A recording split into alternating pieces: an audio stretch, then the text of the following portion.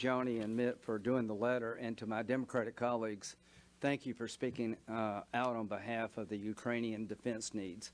So I'm not a member of the press, but if I were, I'd have a lot of questions.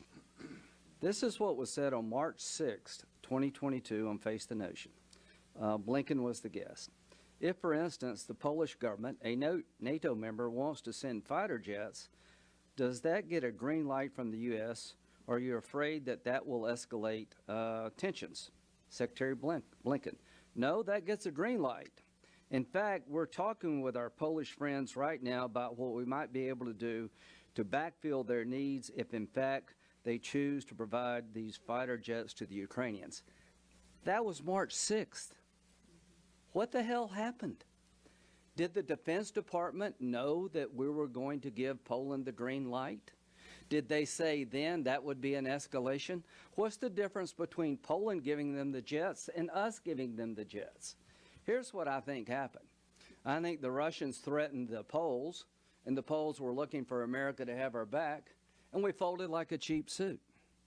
So this briefing today was beyond offensive. The theory of the case is we can't give them a squadron of MiG-29s because they may use them to invade Russia. That's what she said. To our military, who is now saying this is an escalation, did you say that when the suggestion was that Poland give the MiGs? This makes no sense. The only reason I think there's been a change in policy is we let Putin back us down. We've picked Putin's threats over the Ukrainians' needs. We're all on that teleconference, right? He said, if you will not do a no-fly zone, which I don't support at this point, give us the jets. What's the fear of the jets? They actually may be flown by brave Ukrainian fighter pilots to blow up a bunch of Russian stuff. I think the administration is afraid of the Russians losing because they haven't contemplated that.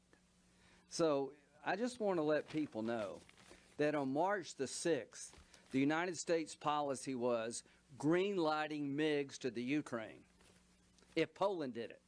Now that Poland's asked us to be part of the transfer system, we all of a sudden say no. And here's what breaks my heart. This is dishonorable. It's one thing to be incompetent. It's another thing to be dishonorable.